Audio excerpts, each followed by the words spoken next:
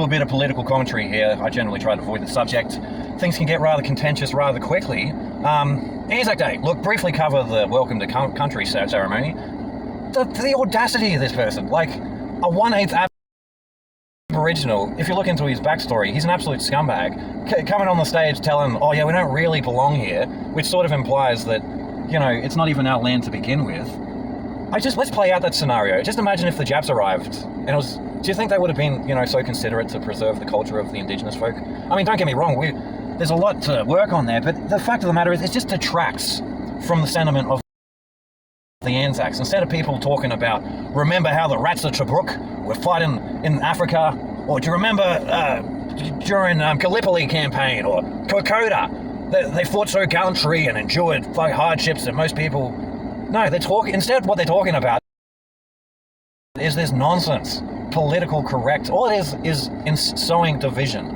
It's what they do. It's divide the race, the genders, the nationalities, the ideologies. So everyone's, you know, divide and conquer. It's a strategy that's been long out for a long time.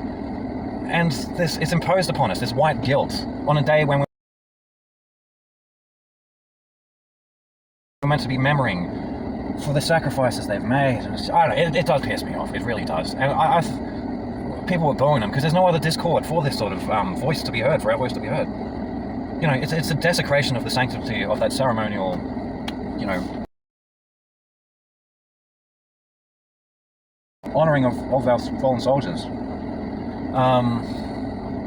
And, you know, it begs the question, what did they die for?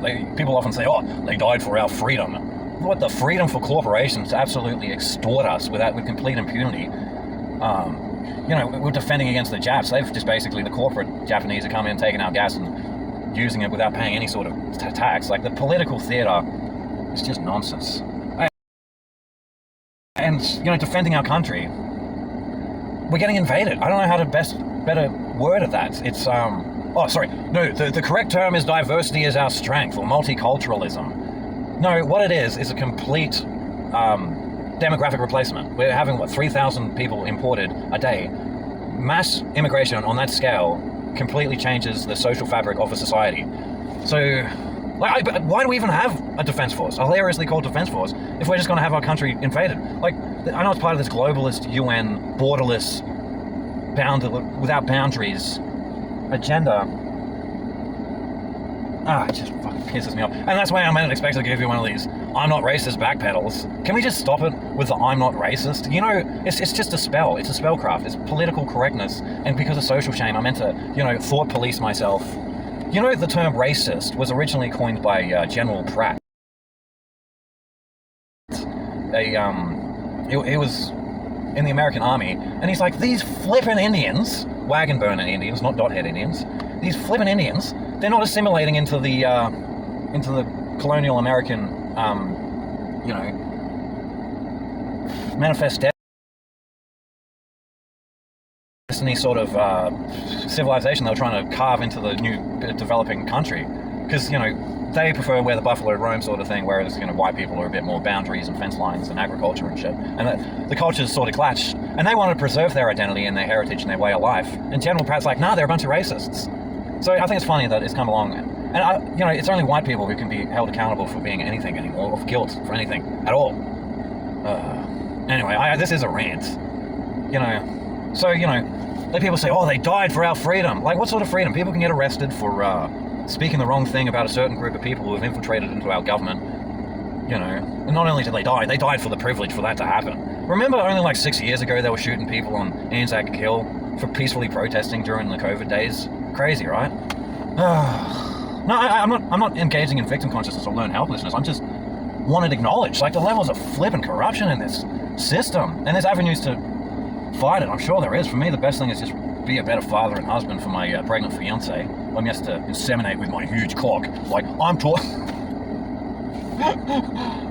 but if you wonder about, like, what are these fighting? Like, you look at all these isms, these ideological isms. You got feminism, which is, you know, prevalent amongst all this Marxism and socialism and fascism. People pretend like they got an issue with fascism. What did Mussolini say? Fascism is the merging of corporate and government interests. Like, this is so much fascism 101. Anyway, Yeah, and people often just gloss over the Bolshevism. Yeah, Bolshevism. You know how many Christians were murdered during the Bolsheviks? That's just a footnote in history, if at best. It doesn't get mentioned. Millions, tens of millions, hundreds of millions, I don't fucking know, died. And people just disregard that.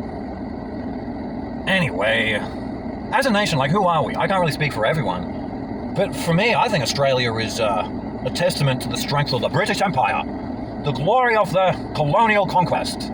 And, you know, I can say there's probably some horror stories to look back into history. You can't look at any sort of people without going through their history. You'll find horrific things going in through history. That's just what things do. Like, people take other people's lands. I think the British people were the lesser of evils, to be honest. No one wants to, you know, give credit where it's due to all the great things that we've done. Like, it's just more white guilt indoctrination, and it's in the schooling system, and I'm just sick of hearing it, you know? And then it brings me back to war. I strongly disagree with war. It's called serving your country. You leave your family and you go die in a foreign field. That's not to say they're not courageous. Like, I mean, it takes a lot of bravery. It takes a lot of balls to fight for the, you know. And I think they had every intention, and it was noble in a sense. But looking more about what I know about war is just, it's mostly banker wars and manufactured conflicts to create resets, and then they can extract the wealth from the population by way of, I don't know how they described it, but they just essentially take the estates when you have all these deceased people. You know, and these men, they come back so broken and fragmented and injured, not just physical injuries, but psychological injuries. Like, I wish that was a conversation people would be having, just the amount of suicides, you know, from trauma, PTSD. You have these blokes, they experience what it's like to go over there, and they're like shooting a bunch of 50 cals, each bullet's like $10 each, and they're just like, and, you know, they get to kill a bunch of June coons with complete impunity, and they come back to civvy life. I imagine it must be pretty boring. I'm happy to go. No, it would come with a bit of shock to the system. But yeah, trauma, carry a lot of trauma. I'll use World War I as an example, like, because that was pretty bloody horrific. Industrial wholesale slaughter. Who the flippin' heck does that benefit? You know, sometimes they were even playing soccer at Christmas just to really reinforce how pointless it all was. You know, these corpses rotting in no man's land, entangled in barbed wire, rats eating out their eyeballs. That was once formerly someone's brother or father or husband. You know, now they're just decaying flesh, and Satan's whisper, look what I made him do to God. You know, if a woman came up to me and she's like, here's a white flower, a white feather, you know, I would slap that cunt across the face. Could you imagine the nerve of this woman coming along, and because of social shame, I'm meant to go die in the trenches? No. And it's still the same thing. People are social engineering and using social shame to coerce and manipulate, and Winston Churchill, God, he was in bed with the Rothschilds. We will fight on the beaches. We will fight on... Who is this we, Mr. Winston Churchill? Because as far as I know, you're not risking anything at all. You haven't got any skin in the game. Like, Hitler should have homesteaded. Bloody atrocious. Don't actually get me started on World War II. Crikey, there's a lot to go into there on that subject. Anyway, look, I could rant on, I could. But for me, I think it's important, the best way we can honour the memory of the Anzacs is be the best version of ourselves. It's about embodying strength, honour, integrity, the capacity to endure hardship and persevere, and still be able to have a laugh. There is definitely an agenda to keep us divided and distracted. And that was part of, you know, what this whole welcome to country thing was, I think. You know, have us distracted and divided. We're divided into gender, we're divided into race, we're divided into religion, and there's a few other categories in there. But instead, I think we should be united. Because to me, Anzacs is about mateship, ultimately. Like, you want to give up, I'm sure you do, but you can't let your mates down. You gotta keep fighting on. You gotta persevere. With sheer bloody minded determination, you gotta, you know, have the courage to fucking summon it within yourself to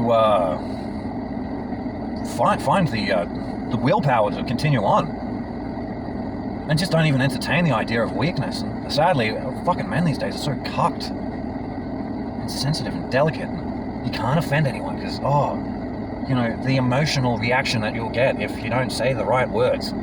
So, what has happened to this country is a fucking disgrace. This nation has a lot of potential. And I feel we need to wake up and we need to address these problems. And there are solutions. Just got to get smart about it. Bless the memory of the Anzacs. And I'm wishing you all the best. Won't you waltz sing Matilda with me? And I like the minute silence as well too, like the stillness of actually sitting and pausing and thinking. People need a bit more of that. There's too much noise.